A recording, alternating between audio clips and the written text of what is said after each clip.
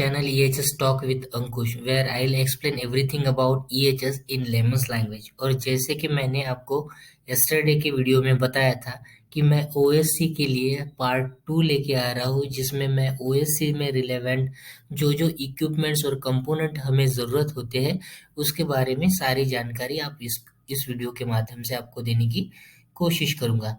तो चलिए हमारा OSC पार्ट 2 शुरू करते हैं। तो list of atoms required for OSC occupational health centre. तो ये पार्ट 2 है। बेसिकली पार्ट 2 में हम जो भी पार्ट हमने पार्ट 1 में कवर किया था और उसमें कुछ बहुत सारी चीज़ें जो थी वो कवर नहीं कर पाए थे, तो वो सारी चीज़ें हम पार्ट 2 में कवर करने की कोशिश करेंगे। So let's move on to another slide. So this is basically emergency care equipment resuscitations.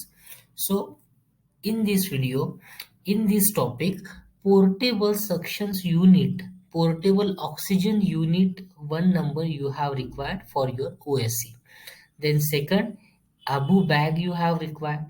Then airway mouth gauge you have required. Short spine board you have required. IV fluid with administration unit you have required. Blood pressure instrument you have required. Stethoscope you have required. And defibrillators you have required. Immobilizations point of view, long and short padded board, wire, ladder, splint you have required. So रिसिसिटेशन से relevant जो भी respiration से relevant जो भी equipments है उसके बारे में ये सारी जानकारी है।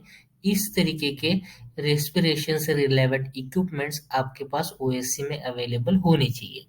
इसके अलावा ड्रेसिंग पॉइंट ऑफ व्यू की बात की जाए तो गेज पैड 4x4 का यूनिवर्सल ड्रेसिंग टाइप भी आपके पास होना चाहिए। Then roll of aluminium foil, soft roller bandages aid and burn sheet आपके पास होना चाहिए फॉर बैंडेजिंग पर्पसेस के लिए।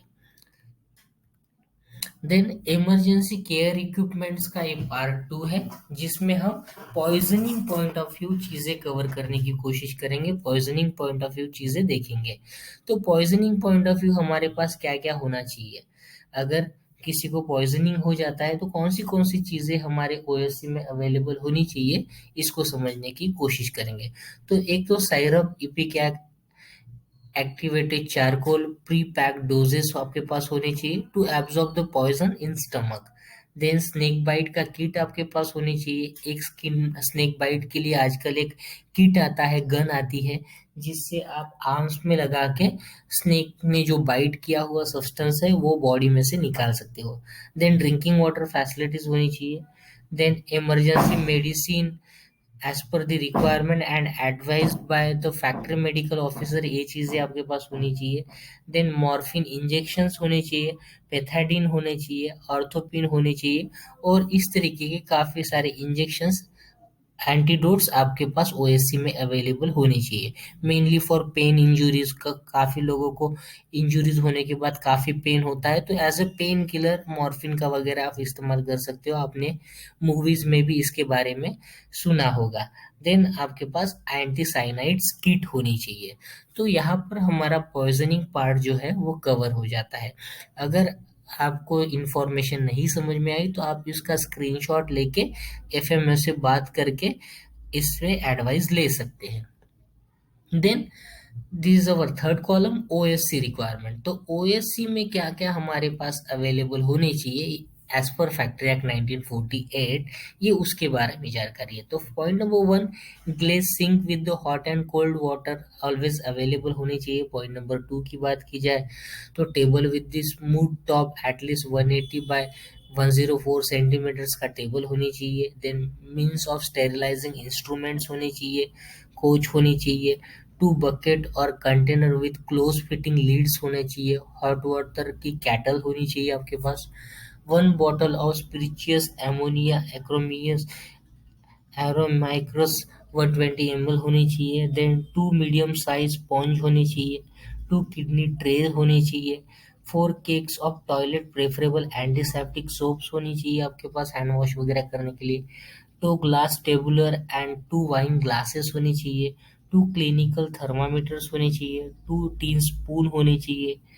2 ग्रेडेड मेजरिंग ग्लासेस होने चाहिए, 1 वॉश बॉटल्स होनी चाहिए for washing the eyes, 3 chairs होनी चाहिए। देन 1 इलेक्ट्रिकल हैंड टॉर्च आपके पास होना चाहिए। And adequate supply of tetanus toxoids होना चाहिए। Then syringe with the needles आपके पास होनी चाहिए वेरियस ml और साइजेस की। 2 नीडल्स एंड होल्डर्स होने चाहिए big and small. Suturing needles and materials आपके पास होना चाहिए। देन 1 डिसेक्शन फोर्सेप्स आपके पास होने चाहिए। 1 ड्रेसिंग फोर्सेप्स आपके पास होने चाहिए। 1 स्कैल्पल आपके पास होने चाहिए।